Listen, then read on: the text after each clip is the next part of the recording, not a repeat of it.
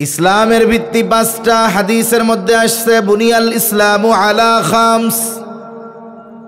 ইসলামের ভিত্তি হলো পাঁচটা, আর হাদিসের মধ্যে আসছে ঈমানের ভিত্তি হলো ছয়টা। তবে আমরা তো পড়েছি সাতটা। এই জায়গায় 2 in 1, একের মধ্যে আছে দুইটা। বলে কোন কোনটা? ওয়াল কাদরি খাইরিহি, এর আগে আছে ওয়াল ইয়াউমিল আখিরি, আর এর পরে আছে 7 নম্বরে ওয়াল বাসি বাদাল মাউত। এই ওয়াল ইয়াউমিল আখিরি আর ওয়াল বাসি বাদাল মাউত এটা হলো একের মধ্যে দুই। এই দুইটা মিলে একটা, আর বাকি পাঁচটা। বলে এই হিসাবে ঈমানের ভিত্তি হলো ছয়টা। কয়টা? ছয়টা। তাহলে আমরা কি বলি? বলি আমানতু বিল্লাহ, ঈমান আনলাম আল্লাহর উপর, ওয়া মালাইকাতিহি, ফেরেশতাগণের উপর, ওয়া কুতুবিহি, কিতাব সমূহের উপর, ওয়া রুসুলিহি, রাসূলগণের উপর, ওয়াল ইয়াউমিল আখিরি, পরকালের উপর, ওয়াল কদরি খাইরিহি ওয়া শাররিহি মিনাল্লাহি তাআলা। ঈমান আনি যে তাকদীরের ভালো মন্দ সব যার তরফ থেকে হয় তিনি কে? এর মধ্যে একটা হলো ওয়াল ইয়াউমিল আখিরি, আমরা পরকালের উপরে ঈমান আনলাম। আমাদের মৃত্যু থেকে নিয়ে, প্রত্যেকটা ব্যক্তির মৃত্যু থেকে নিয়ে তার পরকাল শুরু। আবার এই পৃথিবীর থেকে আল্লাহ তাআলা এক সময় মানব জাতিকে উঠায় নিবেন, মানব বসতির ইতি ঘটবে। বলে ওটাকে বলা হয় কিয়ামত। শুরু হয়ে যাবে সিংহায় ফুৎকারের মাধ্যমে। তবে হাদিসের মধ্যে আসছে যে তোমরা বলো কিয়ামত কিয়ামত কিয়ামত, কখন হবে? বলে একটা মানুষের মৃত্যুর সাথে সাথেই তো তার কিয়ামত শুরু হয়ে যায়, এটা হলো ছোট কিয়ামত। আর ইসরাফিল আলাইহিস সালাতু ওয়াস সালামের সিংহায় ফুৎকারের মাধ্যমে শুরু হবে বড় কিয়ামত। ইসরাফিল আলাইহিস সালাম সিংহা ফুৎকার নিয়ে, সিংহা হাতে নিয়ে প্রস্তুত।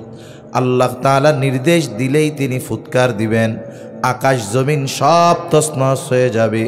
আল্লাহ তাআলা কোরআনুল কারীমের মধ্যে বলেন ওয়ানুফিখা ফিস সূরি ফাসাইকা মান ফিস সামাওয়াতি ওয়া মান ফিল আরদি ইল্লা মান শাআল্লাহ। আল্লাহ রাব্বুল আলামিন বলেন প্রথমবার সিংহায় ফুৎকার, এখানে উদ্দেশ্য যখন প্রথমবার সিংহায় ফুৎকার দেওয়া হবে, ফাসাইকা মান ফিস সামাওয়াতি ওয়া মান ফিল আরদ, আসমান আর জমিনের মাঝে যত প্রাণী আছে, যত প্রাণ আছে, প্রথমে এই সিংহায় ফুৎকারের আওয়াজে সব অজ্ঞান হয়ে যাবে।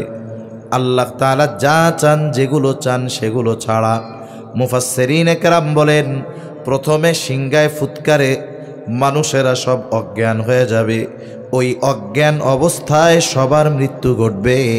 শুধু তাই না, আসমান জমিন তছনছ হয়ে যাবে, আসমান ভেঙে পড়বে, পাহাড়গুলা তুলার ন্যায় উঠতে থাকবে। এই যে শুরু হয়ে গেল কিয়ামত, এটা হবে কোনো সন্দেহ নাই। তবে কখন হবে এই বিষয়টার নির্দিষ্ট সময় আমাদের কারো জানা নাই। কিয়ামত হবে, এই পৃথিবী ধ্বংস হয়ে যাবে, একটা সময় আমাদের আবার আল্লাহর সামনে দাঁড়াতে হবে। এই কথাগুলো বিশ্বাস হয়তো আমাদের। কিয়ামত কখন হবে এটা কারো জানা নাই। সুনির্দিষ্ট সময় যিনি জানেন তিনি কে? জবান খুলে বলেন।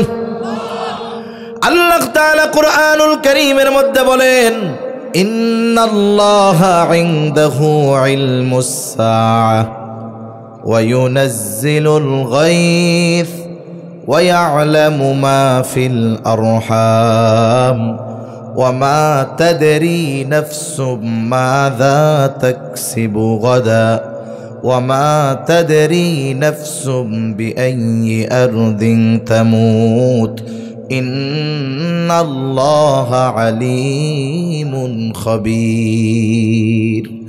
আল্লাহ রাব্বুল আলামিনের কাছেই গায়েবের ইলম, এখানে আল্লাহ তাআলা 5টি অদৃশ্য বিষয়ের কথা বলেছেন। এই 5টি বিষয়কে বুখারীর বর্ণনায় বলা হয়েছে মাফাতিহুল গায়েব, গায়েবের চাবি। তার মানে গায়েবের যত ইলম আছে এটা দুনিয়ার কোনো সৃষ্টির কাছে নাই, একমাত্র গায়েবের ইলম যার কাছে আছে তিনি কে?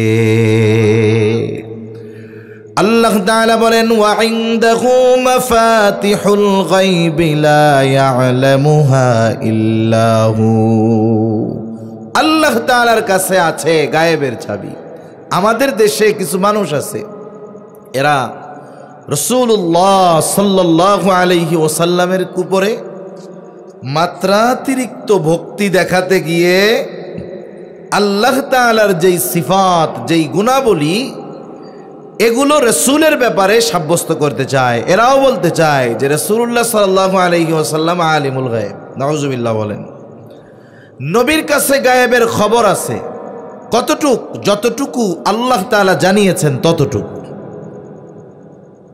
ওই দিকে গেলে লম্বা কথা হয়ে যাবে, মূল কথার থেকে অন্যদিকে চলে যাওয়া লাগবে। যে কথাগুলো বলতে চাই সেদিকেই যাই।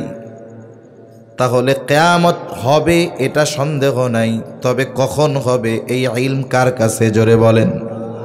ইন্নাল্লাহা ইনদাহু ইলমুস সাআহ। এই যে কিয়ামত কখন হবে এর ইলম আল্লাহ তাআলার কাছে আছে, নবীজির কাছেও নাই।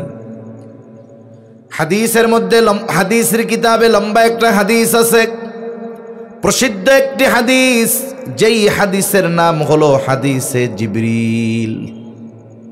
কেন হাদিসে জিবরিল নাম? বলে জিবরাইল আলাইহিস সালাম মানুষের আকৃতিতে নবীজির কাছে আসছেন কেন? বলে সাহাবায়ে কেরামকে দ্বীনের মৌলিক বিষয়গুলো শিক্ষা দেওয়ার জন্য। দ্বীনের মৌলিক বিষয়গুলা বেশ কিছু গুরুত্বপূর্ণ প্রশ্ন করছে। মাল ঈমান, ঈমান কি? মাল ইহসান, ইহসান কি?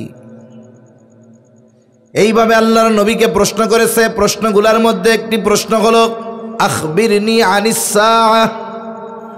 নবীজিকে জিবরাইল আলাইহিস সালাম জিজ্ঞাসা করে, আপনি আমাকে কিয়ামতের ব্যাপারে খবর দেন, কখন কিয়ামত হবে? নবীজি জবাবে বললেন মাল মাসউলু আনহা বিআলামা মিনাস সাইল। এই বিষয়টা প্রশ্নকারীর চাইতে আমি ভালো জানি না। তার মানে কিয়ামত কখন হবে এটা আপনিও যেমন জানেন না, আমিও তেমন জানি না। তবে কখন হবে এটার তো সুনির্দিষ্ট সময়ে জানা যায় না, তবে এর কিছু আলামত আছে। এই জায়গায় নবীজিকে জিজ্ঞাসা করা হলো, তাইলে কিছু আলামত, নিদর্শন বলেন। নবীজি 1 নম্বরে এই হাদিসের মধ্যে বলছেন আনতালিদাল আমাতু রাব্বাতাহা ওয়া আনতারাল হুফাতাল উরাতাল আল ওয়া আনতারাল হুফাতাল উরাতাল। নবীজি বলতেছেন প্রথমে যে রাসূলুল্লাহ সাল্লাল্লাহু আলাইহি ওয়াসাল্লাম বলতেছে যে দাসী তার মনিবকে জন্ম দিবে। কয় দাসী তার মনিবরে কেমনে জন্ম দেয়? বলে মা সন্তানকে পেটে ধারণ করবে, ওই সন্তানকে ভূমিষ্ঠ করবে। একটা সময় সন্তান বড় হবে, যতগুলো কারণ হতে পারে এর একটা। বলে ওই সন্তান বড় হবে, বিবাহ শাদী করবে, টাকা পয়সার মালিক হবে। একটা সময় যেই মা তাকে গর্ভে ধারণ করেছে, যেই মা তাকে দুধ পান করিয়েছে, বলে ওই মায়ের সাথে দাসী চাকরানির মতো সে আচরণ করবে। অনেক জায়গায় এমনটা আছে না?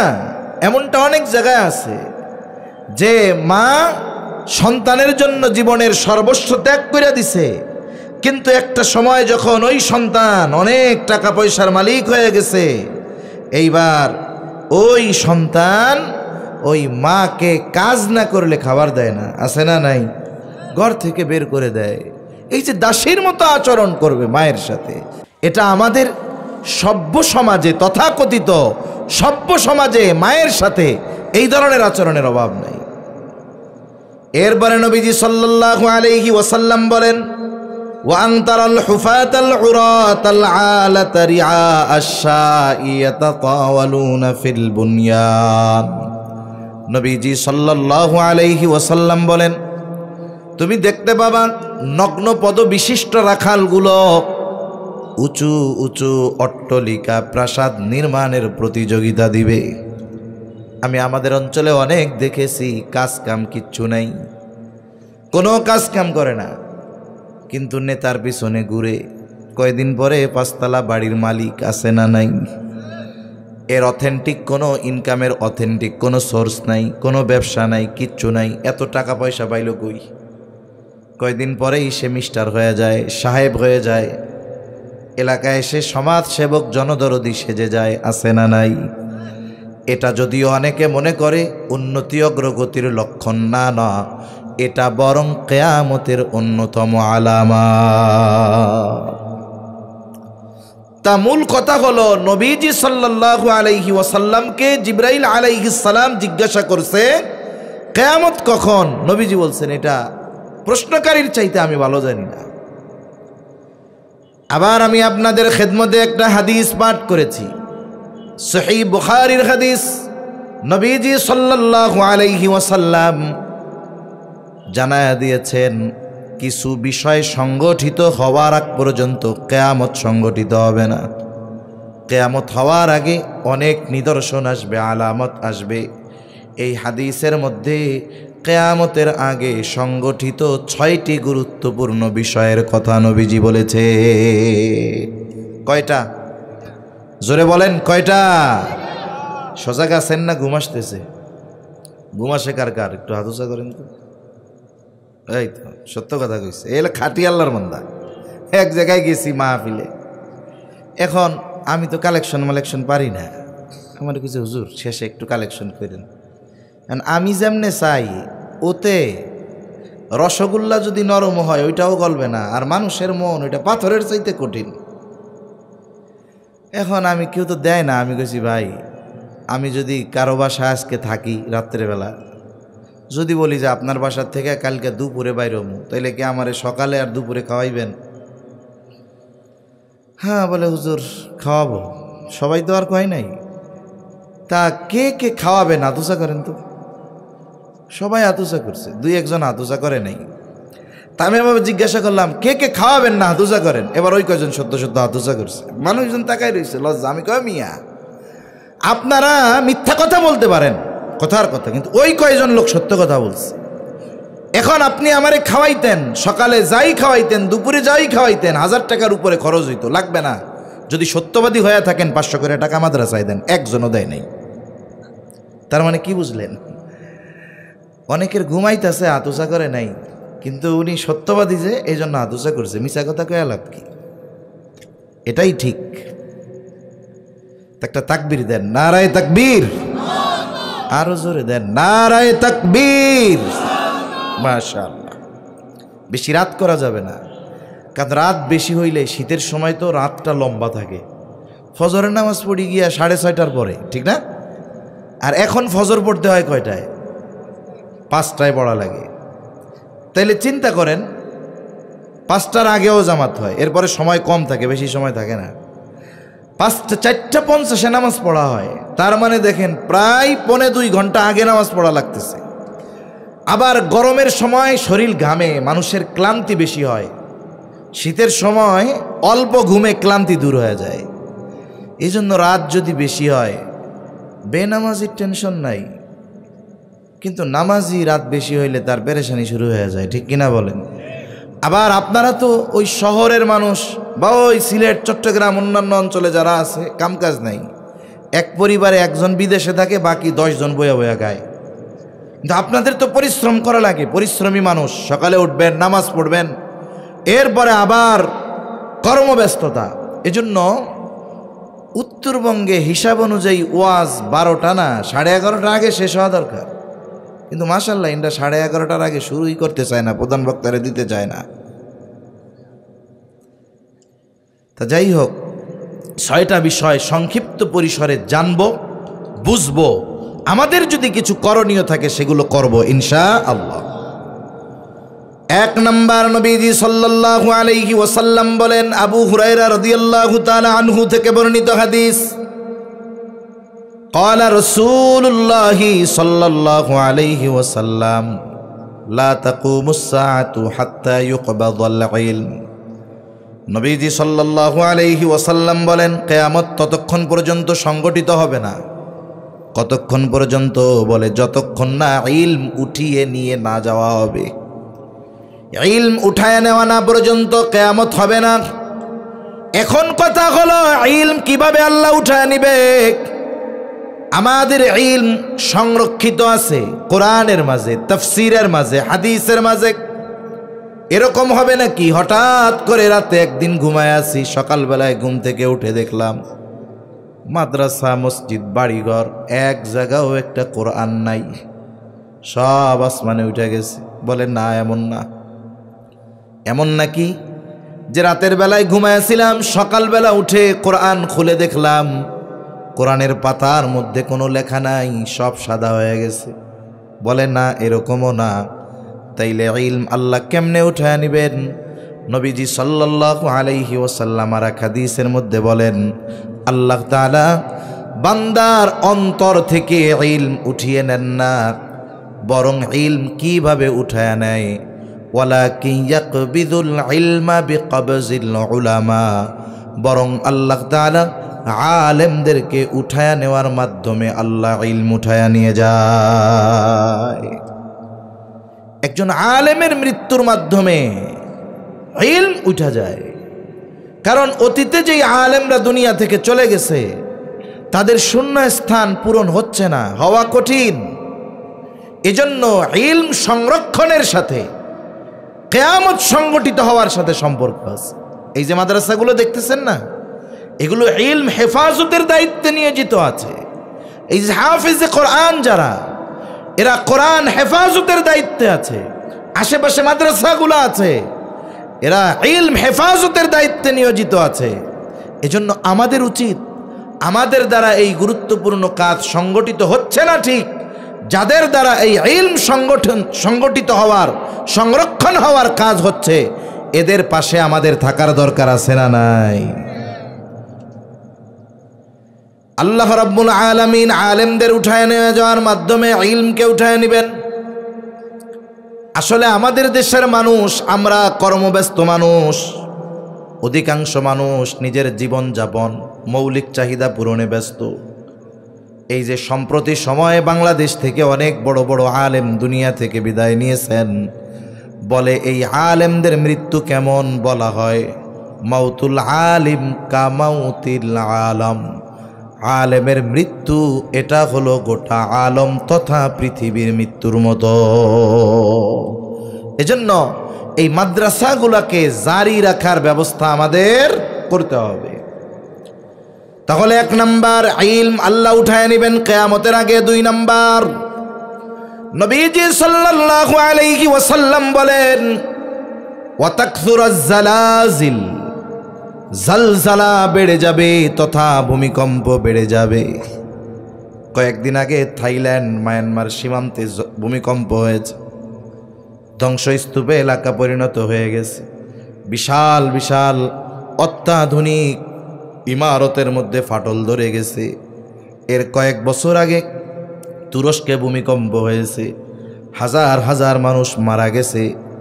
ভূতাত্ত্বিকরা বলতেছে সামনের সময় ভূমিকম্প আরও বাড়বে। বলে বাংলাদেশেও ছোটোখাটো ভূমিকম্প প্রতিনিয়ত হয়, কিন্তু বড় মাত্রার না হওয়ার কারণে ক্ষতি পরিলক্ষিত হয় না। আমরাও খুব রিস্কের মধ্যে আছি, যে কোনো টাইম ভূমিকম্প হতে পারে। ভূমিকম্প যদি হয় তাহলে ঢাকা শহরে লাশের স্তূপ পড়ে যাবে। এটা হলো যারা ভূতাত্ত্বিক, জমিন নিয়ে গবেষণা করে তাদের কথা। কিন্তু ইমানদার প্রত্যেকটা সমস্যা এবং সমাধান এটা কোরআন সুন্নাহ থেকে খুঁজে। এটা তো লজিক বোঝা গেল, কিন্তু কোরআন সুন্নাহ এ ব্যাপারে কি বলে এটার দিকে আমাদের নজর দেওয়া দরকার। ভূমিকম্প কখন বেড়ে যায়? বলে যখন জমিনের উপরে পাপাচার, অনাচার বেড়ে যায়। যখন জমিনে পাপ বাড়ে তখন ভূমিকম্প বেড়ে যায়। হাদিসের মধ্যে আসছে, নবীজি বলেন যখন জমিনের উপরে কেউ পাপে লিপ্ত হয়, জমিনের উপরে কেউ পাপ করে, তখন জমিন আল্লাহ তাআলার কাছে বলে, আল্লাহ আপনি অনুমতি দেন আমি তারে গ্রাস কইরা নেই। কিন্তু আল্লাহ তাআলা অনুমতি দেন না। তবে মাঝে মধ্যে আমাদের অপরাধের কারণে, পাপের কারণে মাঝে মধ্যে কিছু শাস্তি আমাদের আস্বাদন করায়। দুই ধরনের বিষয় আমাদের উপরে আসে। কিছু মুসিবত আসে, এটা জমিন কেন্দ্রিক হয়। জমিন কেন্দ্রিক মুসিবত অনেক ধরনের হতে পারে। মনে করেন খরা, অতি খরা, একেবারে খরা না হওয়া, অতিবৃষ্টি, অনাবৃষ্টি, সবই ক্ষতিকর, ঠিক কিনা বলেন? যদি রোজ জন্মের হওয়া হয় তাও ফসল হবে না, আবার যদি একেবারে না হয় তাও হবে না। বৃষ্টি না হইলে ফসল ভালো হয় না, আবার যদি ধুমসে হয় বন্যা হয়ে যায়। আল্লাহ রাব্বুল আলামিন জমিন কেন্দ্রিক কিছু মুসিবত দেন, আর জল কেন্দ্রিক, পানি কেন্দ্রিক কিছু মুসিবত দেন। টর্নেডো, জলোচ্ছ্বাস, সিডর, আইলা, লাইলা হয় কি হয় না? এগুলো কেন হয়? আল্লাহ তাআলা বলেন, যহরাল ফাসাদু ফিল বাররি ওয়াল বাহরি বিমা কাসাবাত আইদিন নাস।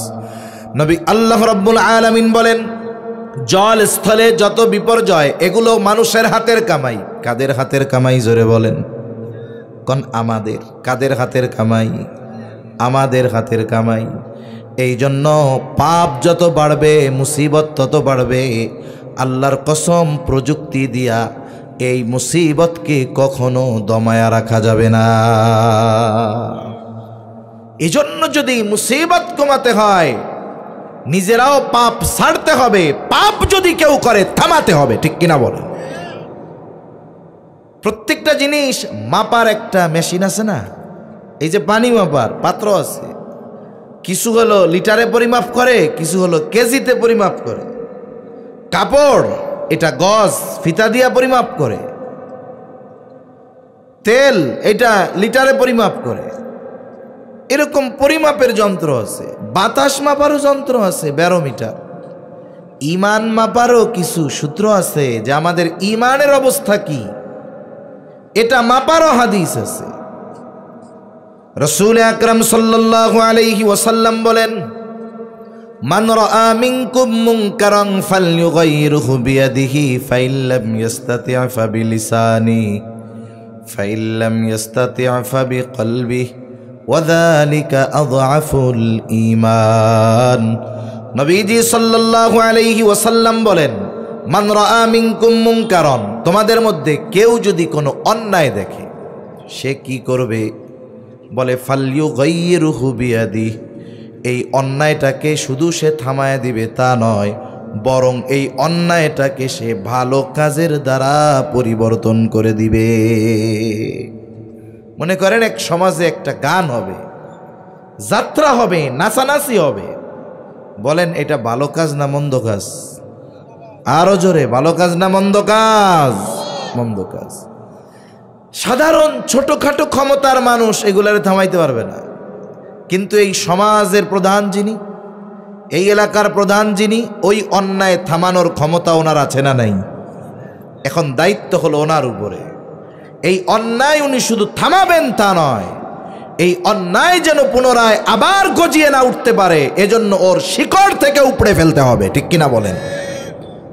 এখানে আল্লাহর নবী শুধু অন্যায়কে থামায়া দেওয়ার কথা বলেন নাই, বরং এই অন্যায়কে পরিবর্তন করতে হবে, ওর রাস্তা ঘুরায় দিতে হবে ভালো কাজের মাধ্যমে।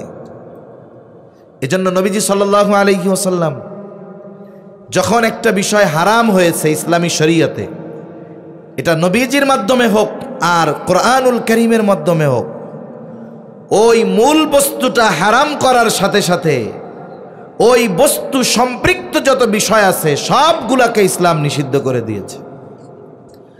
এজন্য অন্যায় যার প্রতিহত করে ওই অন্যায়কে ভালো কাজের দ্বারা বদল করার ক্ষমতা আছে, সে ওটাকে পরিবর্তন করে ফেলবে। এখন এই ক্ষমতা যার নাই, সে কি করবে? বলে সে জবানের দ্বারা সেটার বিরোধিতা করবে। এখন জবান দ্বারা এই অন্যায়ের বিরোধিতা করার ক্ষমতা নাই। ফাইল্লাম ইয়াস্তাতি' ফাবিলিসানিহি ওয়াযালিকা আযআফুল ঈমান, বলে জবান দিয়ে প্রতিহত করার ক্ষমতা তার নাই, এইবার সে অন্তরে এটার বিরোধিতা করবে। ফাইল্লাম ইয়াস্তাতি' ফাবিকলবি, অন্তর দিয়ে এটার বিরোধিতা করবে, আর এটা হলো দুর্বল ঈমানের পরিচয়। তাহলে কোনো অন্যায় সংগঠিত হলে ক্ষমতা থাকলে ওটার শিকড় উপড়ে ফেলতে হবে। ওইটা যদি অসম্ভব হয় জবান দিয়ে বাধা দিতে হবে। এটাও যদি অসম্ভব হয় কমপক্ষে অন্তর দিয়ে ওই অন্যায়ের বিরোধিতা করতে হবে। এটা হলো দুর্বল ঈমানের পরিচয়। এখন অন্যায় দেখে যদি আমার অন্তরে রক্তক্ষরণ না হয়, আমার অন্তরের মধ্যে যদি এই চিন্তা না হয় আরে এটা তো মন্দ কাজ, তাহলে মনে রাখবেন যার হবে না তার ঈমানের সমস্যা আছে, ঠিক কিনা বলেন? তাহলে বলতেছিলাম কিয়ামতের আগে ভূমিকম্প বেড়ে যাবে। নবীজি সাল্লাল্লাহু আলাইহি ওয়াসাল্লাম জানায় দেন ভূমিকম্পের অন্যতম কারণ হলো পাপাচার, অনাচার, জেনা, ব্যভিচার বেড়ে যাওয়া। কিন্তু আফসোস, জেনা, ব্যভিচার, অন্যায়, পাপাচার কমাবেন কোথায়? এখন তো এই 92% মুসলমানের দেশে আইন করে পাপাচারকে বৈধতা দেওয়ার অপচেষ্টা চলতেছে। আইন করে পাপাচারের পথ সহজ করে দেওয়ার অপচেষ্টা চলতেছে। আজকেও ঢাকার সোহরাওয়ার্দী উদ্যানে হেফাজতে ইসলাম বাংলাদেশের উদ্যোগে ঐতিহাসিক এক মহাসমাবেশ হয়েছে। যে উদ্দেশ্যগুলো নিয়ে হয়েছে এর মধ্যে একটা হলো নারী সংস্কার কমিশন। নারী আইনের কিছু পরিবর্ধন তারা আনতে চায়। এই সংস্কার কমিশন প্রধান উপদেষ্টার কাছে প্রতিবেদন জমা দিয়েছে। সাধারণ মানুষ এদের ষড়যন্ত্র চক্রান্ত বুঝতে পারবে না। এমন সূক্ষ্মভাবে ইসলামকে তুচ্ছ-তাচ্ছিল্য করে কোরআন সুন্নাহ বিরোধী আইন বাস্তবায়নের যে অপচেষ্টা তারা করছে, উলামায়ে কেরামের চোখে ধরা পড়ছে। এখন প্রতিবাদ করা ছাড়া পথ নাই, ঠিক কিনা বলেন? কারণ আমরা মানুষকে আল্লাহর জন্য ভালোবাসি, ওই মানুষকেই আবার আল্লাহর জন্য দুশ্মন বানাতে প্রকৃত ঈমানদার কখনো পিছপা হয় না, ঠিক কিনা বলেন? ইসলাম এ শিক্ষা দিয়েছে। ইসলাম যেমন একজন কাফের যখন তরবারির নিচে ঈমান আনার ঘোষণা দিছে, তরবারি ফেলে সাহাবায়ে কেরাম তারে বুকে জড়ায় নিছে। আবার যখন নিজের বাবা ইসলামের বিরুদ্ধে গিয়েছে, সন্তান বাবার গলায় ছুরি চালাতে, তরবারি চালাতে দ্বিধাদ্বন্দ্বের মধ্যে পড়ে নাই ইসলামের জন্য, ঠিক কিনা বলেন? এজন্য মনে রাখতে হবে, আমরা যাদেরকে ভালোবাসি আল্লাহর জন্য, তারা যদি এমন কিছু করে যাতে আল্লাহ বেজার হবে, তাহলে তাদের সাথে আমরা দুশ্মনী করতে আল্লাহর জন্য এক পাও পিছু হটব না ইনশাআল্লাহ। এখানে অনেকগুলো ধারা আছে যেগুলো লম্বা বলার মতো সময় নেই।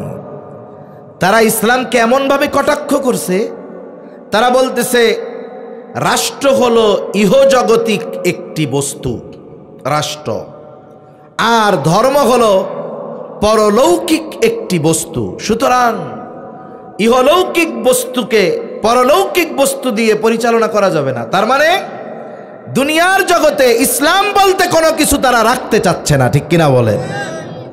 ইসলামবিহীন এই পৃথিবী তো আল্লাহ তাআলা রাখবে না। আমাকে আপনাকে কবরে প্রশ্ন করবে, 3 প্রশ্ন। এর মধ্যে একটা হলো ওমা দীনুক, তোমার দিন কি? আমাদের দিন কি জোরে বলেন তো? এটা তো সবাই জানে। আমাদের হিন্দু ভাইদের জিজ্ঞাসা করেন, তারাও জানে। বৌদ্ধ ভাইদের জিজ্ঞাসা করেন, তারাও জানে। এখন দুনিয়ার পরীক্ষার হলের নিয়ম কি? বলে উত্তর মুখস্থ থাকলেই তো পরীক্ষার হলে গিয়ে লিখে দেওয়া যায়। কিন্তু কবরের প্রশ্নের ক্ষেত্রে তো বিষয়টা এমন নয় যে মুখস্থ করলে, নকল নিয়ে গেলে এই প্রশ্নের জবাব দেওয়া যাবে, এমনটা কোনো সুযোগ নাই। বরং দুনিয়ার পরীক্ষার হলে পরীক্ষার প্রশ্নের জবাব দেওয়া যায় লেখাপড়া করলে, মুখস্থ করলে। লেখাপড়ার সাথে দুনিয়ার প্রশ্নের জবাবের সম্পৃক্ততা আর কবরের প্রশ্নের জবাবের সম্পৃক্ততা হলো আমলের সাথে। এখন আমি যদি ইসলাম অনুযায়ী আমার ইহকালীন জগতে নিজেকে পরিচালিত না করি, বলেন তো কবরে গিয়ে জবাব দেওয়ার সুযোগ আছে আমার দ্বীন ইসলাম? তাহলে চিন্তা করেন, ইসলামকে জাগতিক জগতের জন্য অকার্যকর করে ওরা সাব্যস্ত করতেছে। ওদের জিহ্বা টেনে ছেড়ে দেওয়া দরকার, ঠিক কিনা বলেন? ইসলাম যদি থাকতো তাহলে এরা উপযুক্ত শাস্তি পেয়ে যাইত। এভাবে অনেকগুলো বিষয় আছে। একটা হলো বৈবাহিক ধর্ষণ। আচ্ছা, যখন একটা নারী একটা পুরুষের মধ্যে, একটা ছেলে একটার মধ্যে বিবাহ সংগঠিত হয়, উভয় পক্ষের সম্মতি দরকার হয় কি হয় না? মেয়ে যদি বলে আমি রাজি না, বাপ যদি জোর করে বিয়া দেয়, বিবাহ হবে? জীবনেও হবে না। তার মানে এই যে উভয় পক্ষের প্রস্তাবনা, ইজাব কবুলের মাধ্যমে তাদের মধ্যে এমন কিছু সম্পর্কের বৈধতা হয়ে যায় যেটা এর আগে ছিল না। তা কি বলতেছে?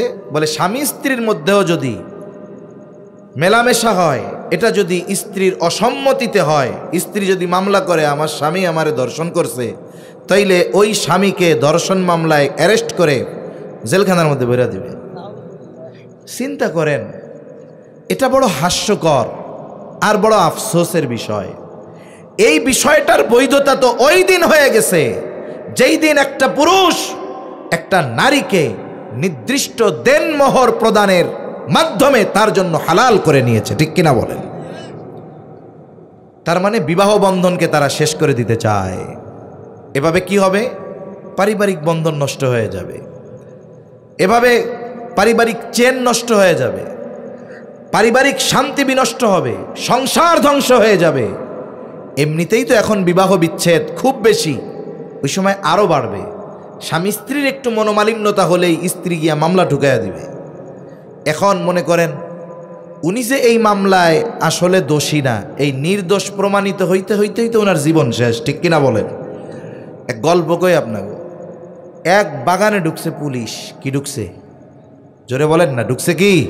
পুলিশ। এখন এই পুলিশরে দেখা শিয়ালে দৌড়াইতেছে। গল্প তো গল্পই, শিক্ষণীয় বিষয়টা কি?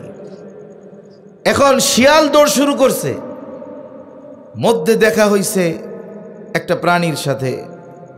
এইভাবে দৌড়াইতে দেখা শিয়ালরে জিজ্ঞাসা করে, এমনে জান প্রাণ দিয়ে দৌড়াইতেছিস কেন? বাগানে পুলিশ ঢুকছে। তো পুলিশ ঢুকতে তুমি চুরি করছো, ডাকাতি করছো, অন্যায় করছো? বলে না, কিছুই তো করি নাই। তাই তুমি বলাইতেছো কেন? কারে ধরার জন্য ঢুকছে? গন্ডার রে ধরবে। শিয়াল আর গন্ডার এই দুইটা সাইজই তো এক না। 1000 শিয়ালের ওজনের সমান একটা গন্ডার হবে, তা ধরবে গন্ডার রে। তুই বলাস কেন? কয় ভাই, গন্ডার রে না পাইয়া যদি আমারে ধরে, আমি যে গন্ডার না, আমি যে শিয়াল, এইটা প্রমাণ করতে করতেই তো হায়াত শেষ হয়ে যাবে, ঠিক কিনা বলেন? যে ব্যবস্থা আমাদের দেশে, বিচার ব্যবস্থা, আপনি যে নির্দোষ এটা প্রমাণ করতে করতেই কাঁচা চুল পেকে যাবে, টান টান চামড়া ঘুষায়া যাবে। এজন্য পারিবারিক বন্ধন নষ্ট হয়ে যাবে। আবার কি করতেছে? পতিতাবৃত্তিকে শ্রমের মর্যাদা দেওয়ার জন্য বলতেছে। একটা হলো জঘন্য হারাম কাজ, জমিনে যখন এটা সংগঠিত হয়, জমিন আল্লাহর কাছে বলে আল্লাহ নির্দেশ দেন গ্রাস করে নেই, এমন এক অভিশপ্ত পাপ, এটাকে শ্রমের মর্যাদা তথা বৈধতা দেওয়ার জন্য তারা বলতেছে। তার মানে চিন্তা করে দেখছেন, এটা কি নারীর জন্য সম্মানকর নাকি অপমানকর বলেন তো? আমাদের দেশের 1000-এ 1জন নারীও এটা চায় না, এটা আমরা জানি। কিন্তু ওই যে মিডিয়ার সামনে কিছু সুশীল তসলিমা নাসরিনের ডিম থেকে ফোটা কিছু বাচ্চা যেগুলো আছে, এগুলো রাষ্ট্রযন্ত্রের উপরে চেপে বসে আছে। এজন্য এই আইনগুলো তারা করতে চায়। এগুলো যদি হয়, পাপাচার বাড়বে, গোনা বাড়বে, জালজালা বেড়ে যাবে, আল্লাহর আযাব আসবে। মনে রাখবেন, যদি আযাব চলে আসে, আমি হুজুরও তখন ওই আযাব থেকে বাঁচতে পারবো না। কারণ আল্লাহ তাআলা যখন কোথাও আযাব দেন, গজব দেন, তখন কোনো বাস বিচার করেন না, ওখানে যারা থাকে আল্লাহ সবাইকে ধ্বংস করে দেন। তাহলে এই যে সামাজিক যেই সমস্যাগুলো আসবে, আল্লাহর যেই গোস্বা আমাদের উপরে আসবে, আমরা যদি চুপ করে বসে থাকি, এই পাপের বিরুদ্ধে প্রতিবাদ না করি, এই অশ্লীলতা, অন্যায়, কোরআন সুন্নাহ বিরোধী আইনের বিরুদ্ধে যদি আমরা প্রতিবাদ না করি, তাহলে আল্লাহ তাআলা আমাদের উপরে বেজার হয়ে যাবে। কথা লম্বা হয়ে যাচ্ছে, তাহলে আল্লাহর নবী বলেন ওয়াতাকসুরাজ জালাজিলু, কিয়ামতের আগে জালজালা বেড়ে যাবে। এরপরে নবীজি বলেন ওয়ায়াতাকারাবাজ জামান, সময় সংকুচিত হয়ে যাবে, সময় সংকুচিত হয়ে যাবে। হাদিসের মধ্যে আসছে, নবীজি বলেন এক যুগ কেমন যেন এক বছরের মতো হয়ে যাবে, বছর কেমন যেন মাসের মতো হয়ে যাবে, মাস সপ্তাহের মতো হয়ে যাবে, সপ্তাহ দিনের মতো হয়ে যাবে, আর দিন কেমন যেন একটা ঘন্টার মতো হয়ে যাবে। সময়ের বরকত উঠে যাবে। এটা কেমনে উঠে? ভালো কাজ যখন আমরা করি তখন সময়ে বরকত থাকে, গুনার কাজ যখন করা হয় সময় খুব দ্রুত চলে যায়। একজন মসজিদে যায় 5 ওয়াক্ত নামাজ পড়বে, দৈনিক সময় লাগে 1.5 ঘন্টা। তাও কয় ভাগে? জোরে কথা বলেন না, কয় ভাগে? এই 5 ভাগে আমার চাচা, আমার দাদা, আমার বাবা মসজিদে 5 ভাগে 1.5 ঘন্টা সময় যাইতে পারে না। কিন্তু বিকালবেলা কাজকাম করে আইসা মাগরিবের আগে যে টিভির দোকানে বসে, চার দোকানে রাত 10টা পর্যন্ত বইসা থাকে, মাজাও ব্যথায় না, কষ্টও হয় না, আছে না নাই? এই সময়টা খুব দ্রুত চলে যায়। কেন? বলে এই সময় গুনার মধ্যে কাটাচ্ছে। এই জন্য যুবক মসজিদে যায় না, নামাজে যায় না, কিন্তু মোবাইলের মধ্যে দেখে, খেলা দেখে, মোবাইল টিপে, সময় দ্রুততার সাথে চলে যায়। এই জন্য অহেতুক কাজ, গুনার কাজ, এগুলোর মাধ্যমে সময়ের বরকত চলে যায়। আর যদি আমরা নেকের কাজ করি, ভালো কাজ করি, তাহলে আমাদের সময়গুলোর মধ্যে বরকত দিয়ে দিবে কে? এজন্য আমরা এমন কাজ করব যাতে আমাদের হায়াতের বরকত হয়। কারণ এই সময় বড় দামি এক জিনিস। আজকে আছে, যখন মারা যাব এই সময়ের জন্য আফসোস করব, কিন্তু সময় পাওয়া যাবে না। আল্লাহ আমাদের সময়ের হেফাজত করার তৌফিক দান করেন। এরপরে নবীজি বলেন ওয়ায়াযহারাল ফিতান, ফিতনা প্রকাশ পাবে। একের পর এক কিয়ামতের আগে ফিতনা আসতে থাকবে। নবীজি বলেন তসবির দানা ছিঁড়ে গেলে যেমন একটার পর একটা পড়তে থাকে, এই উম্মতের উপরে একের পর এক এইরকম ফিতনা আসতে থাকবে। কিয়ামতের আগে এই উম্মতের জন্য সবচাইতে কঠিন আর বড় ফিতনা হবে দাজ্জালের ফিতনা। কঠিন ফিতনা, এর চাইতে বড় ফিতনা আর কিছু হবে না। নবীজি সাল্লাল্লাহু আলাইহি ওয়াসাল্লাম এই ফিতনা থেকে যেন আমরা বাঁচতে পারি, এই আমলও আমাদের শিখায়া দিয়েছেন। নবীজি সাল্লাল্লাহু আলাইহি ওয়াসাল্লাম বলেন জুমার দিন সূরা কাহাফ, কমপক্ষে সূরা কাহাফের প্রথম 10 আয়াত যারা তিলাওয়াত করবে, নবীজি সাল্লাল্লাহু আলাইহি ওয়াসাল্লাম বলেন আল্লাহ তাআলা তাদেরকে দাজ্জালের ফিতনা থেকে হেফাজত করবে। উলামায়ে কেরাম বলেন যে এই সূরা কাহাফ তিলাওয়াতের মাধ্যমে যেহেতু সবচাইতে বড় ফিতনা থেকে আল্লাহ হেফাজত করবে, তাহলে দাজ্জাল আসার আগেও, দাজ্জাল আসার প্রস্তুতি হিসাবে যেই ফিতনাগুলো সমাজে আসবে, আল্লাহ তাআলা বান্দাদেরকে ওই ফিতনাগুলো থেকেও হেফাজত করবে। কারণ একটা জিনিস হুট করে চলে আসবে না, এটা আসার জন্য আগে অবস্থা, পরিবেশ, পরিস্থিতি তৈরি হবে, এরপরে দাজ্জাল আসবে। এজন্য আখেরি জামানায় বিভিন্ন রকমের ফিতনা আসবে। ফিতনা থেকে যদি বাঁচতে হয় আমরা এই আমল করব তো ইনশাআল্লাহ। আল্লাহ তৌফিক দান করেন। এরপরে নবীজি সাল্লাল্লাহু আলাইহি ওয়াসাল্লাম বলেন ওয়ায়াকসুরাল হারজ, হত্যাকাণ্ড বেড়ে যাবে, হত্যাকাণ্ড। সাহাবায়ে কেরাম বলে ইয়া রাসূলুল্লাহ, আমরা তো প্রতি বছর অনেক মুশরিকদেরকে হত্যা করি যুদ্ধের ময়দানে, জিহাদের ময়দানে। নবীজি বললেন না, হারজ দ্বারা এই হত্যাকাণ্ড উদ্দেশ্য নয়, বরং হারজ দ্বারা উদ্দেশ্য হলো পরস্পর তথা নিজেরা নিজেদের মধ্যে হত্যাকাণ্ড শুরু করে দিবে। আর এক হাদিসে নবীজি বলেন ভাই ভাতিজারে হত্যা করবে, এক ভাই আর এক ভাইরে হত্যা করবে, চাচাতো ভাইরে হত্যা করবে। তার মানে মুসলমানেরা নিজেরা নিজেদের মধ্যে হত্যাকাণ্ড বাড়ায়া দিবে। আমাদের দেশে যত হত্যাকাণ্ড সংগঠিত হয়, এই যে জুলাই মাসে, জুলাই অভ্যুত্থানে যত মানুষ মারা গেছে, অধিকাংশ মুসলমানকে মেরেছে, ঠিক কিনা বলেন? নিজেদের মধ্যে নিজেদের হত্যাকাণ্ড বেড়ে যাবে। এখন তো অনেক জায়গায় বাবাকে সন্তানেরা সম্পদের জন্য মেরে ফেলে। এই কয়েকদিন আগে দেখলাম এক নামাজি সন্তান সেজদা দিতে দিতে কপালে দাগ হয়ে গেছে। দুই ভাই মিলে বৃদ্ধ বাবারে এমনভাবে লাথি মারতেছে, রক্তাক্ত বাবা, ওই বাবার রক্ত নামাজি ছেলের গায়ে জামায় লেগে আছে। চিন্তা করে দেখেন, ছেলের মধ্যে কোনো অনুশোচনা নাই। মা সন্তানকে মেরে ফেলতেছে, স্বামী স্ত্রীকে মারতেছে, স্ত্রী স্বামীকে মারতেছে, ঠিক কিনা? এই যে আমাদের কেরানীগঞ্জে ঘটছে কয়েকদিন আগে, একটা লাশ পাওয়া গেছে। 999 ফোন দিছে, এমক জায়গায় একটা বস্তার মধ্যে থেকে রক্ত বের হচ্ছে। পুলিশ আইসা কইলা দেখে খণ্ডিত লাশ, কয়েক টুকরা করা, পুরাটাই জায়গা নাই। ক্লু পায় না, কিভাবে পাওয়া যায়? আমাদের দেশের প্রশাসন এরা যদি খোদা ভীরু হয়ে যায়, মুত্তাকি হয়ে যায়, এদেশের 90% অপরাধ দমন করা সম্ভব। কিভাবে বের করবে? লাশের আশেপাশে ক্লু খুঁজতেছে, পাইছে কি? পাইয়া দেখে যে একটা মোবাইল কার্ড রিচার্জ করা, যেই কোম্পানির কার্ড, সেই কোম্পানির সাথে প্রশাসন যোগাযোগ করছে, কোন নম্বরে এটা রিচার্জ হয়েছে ওই নম্বরে। এবার এটারে ট্র্যাকিং করছে, ট্র্যাকিং করে এরে ধরছে। অনেক সময় আছে না, অনেকে সন্দেহের উপরে মাইরা দেয় কিন্তু লাইগা যায়, বুঝেন নাই? কয় জড়ে বক পড়ছে, ফকিরের কেরামতি বাড়ছে, কয় না এরকম কয়। অনেক সময় এরকম হয়।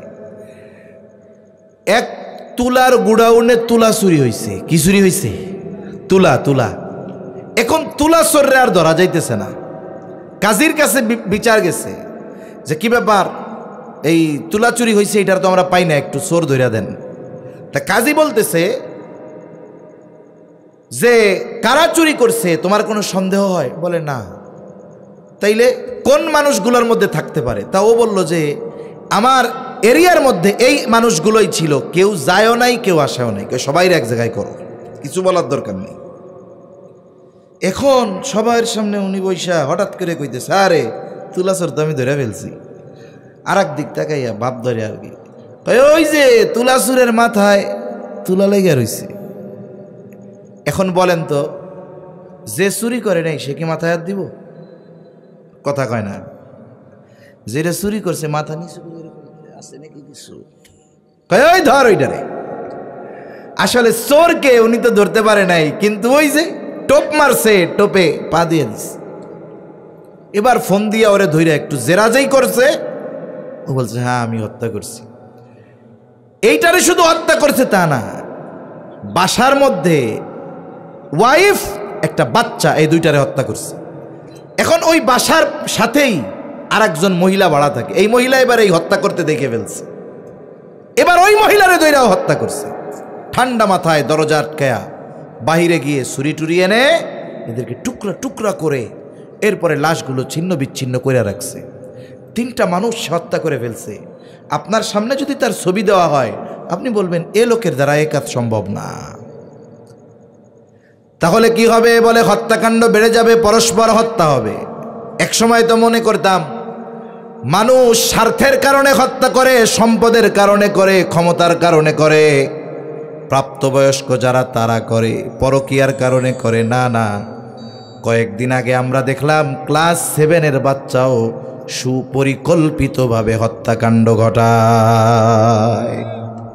চট্টগ্রামে ঘটছে। ক্লাস 7-এ পড়ে বাচ্চা, 12-13 বছর বয়স, তার মানে নাবালক। স্বাভাবিকভাবে স্কুলে একসাথে পড়লে, মাদ্রাসায় একসাথে পড়লে কিছু সময় কিছু বিষয় নিয়ে মনোমালিন্যতা হতেই পারে। এই 2 বাচ্চার মধ্যে হয়তো টেবিলে বসা নিয়ে একটু দ্বন্দ্ব। এক বাচ্চার মা আইসা এটারে নিরসন করে দিছে, শেষ। কিন্তু আরেকজন মনের মধ্যে এটার ক্ষোভ পয়সা রাখছে, অন্যান্য বন্ধুদের নিয়ে প্ল্যানিং করছে যে ওরে আর বাসায় রাখা যাবে না। মারবে কেন? টেবিলে একটু বসা নিয়ে দ্বন্দ্ব, এটা নিয়ে। এবার ওরে খেলার নামে নিয়ে যায়া কর্ণফুলী নদীতে সুবাইয়া কি সুন্দর মাসুম বাচ্চা, 12 বছর বয়স, চুবাইয়া মেরে ফেলছে। তাই একটু চিন্তা করেন, এই ছোট ছোট বাচ্চারা হত্যাকাণ্ডের দিকে অগ্রসর হচ্ছে। এই যে নাটোর জেলা, নাটোরে বেশ কয়েক বছর আগে একটা হত্যাকাণ্ড ঘটছে। ছোট বাচ্চা হত্যা কইরা বাথরুমের সেফটি ট্যাঙ্কের মধ্যে লাশ ফালায় রাখছে। ছোট মানুষ তো ওই দিক দিয়ে আমাদের মধ্যে ঘুরে ঘুরে ধরা খেয়ে গেছে।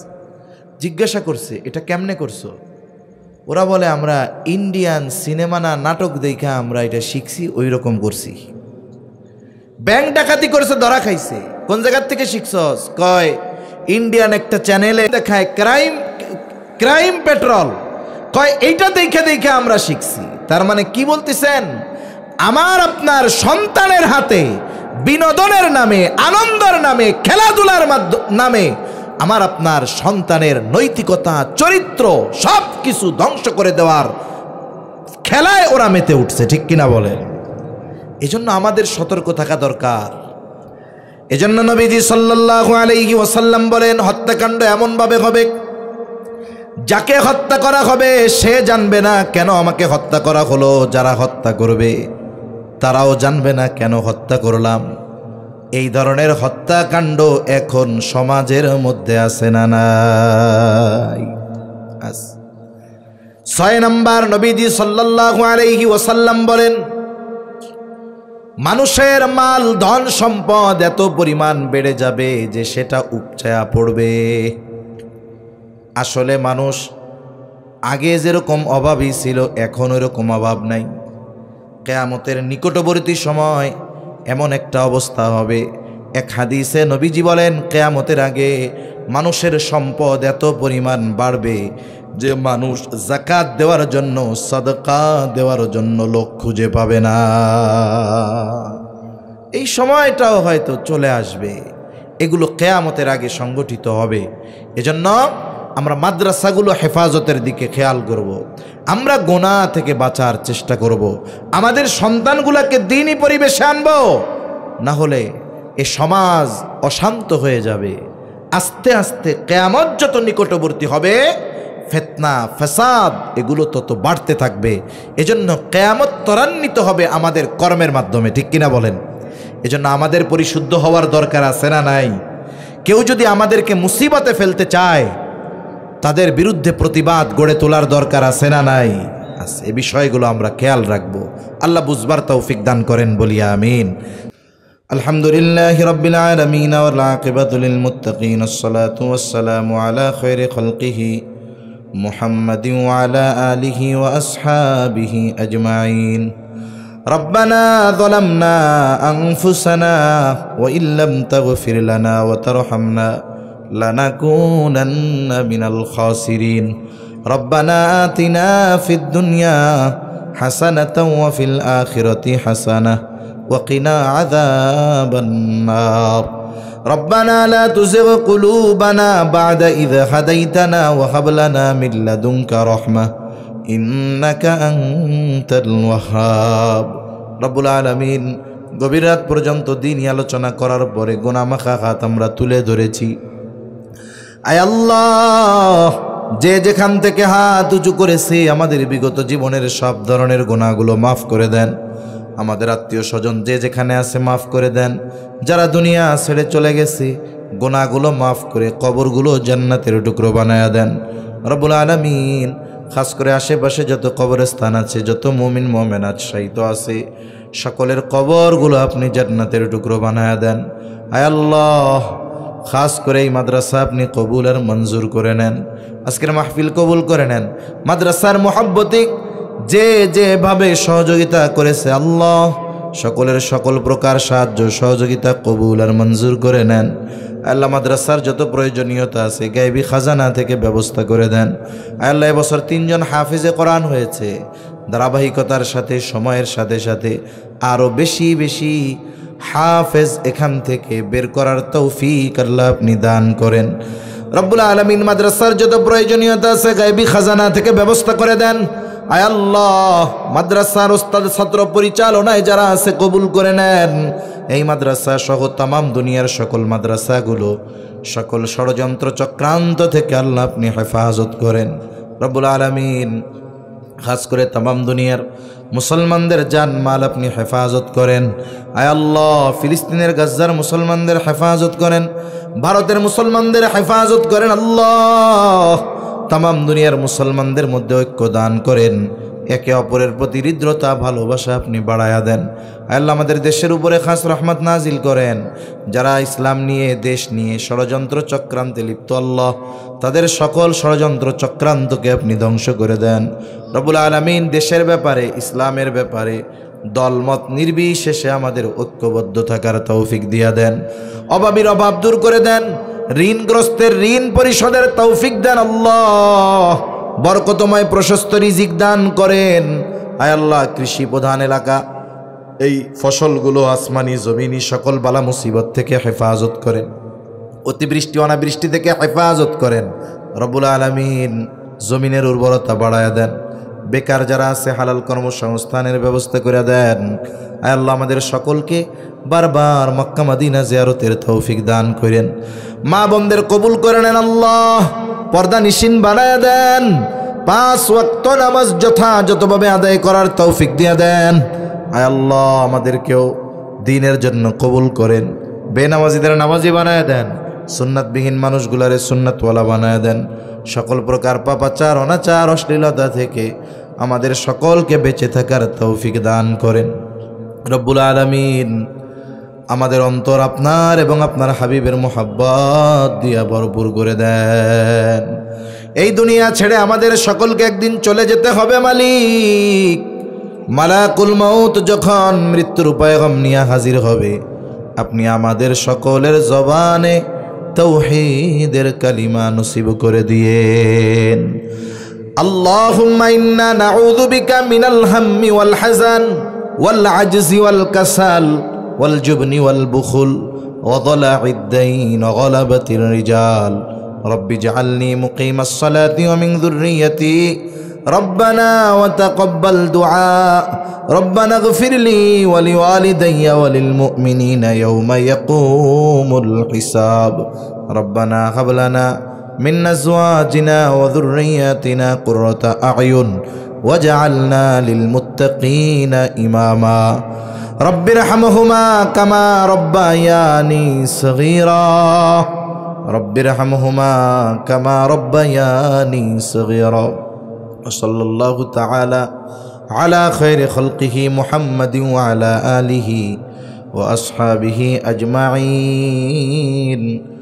আমিন বিরহমাতিকা ইয়া আরহামার রাহিমিন। আমিন।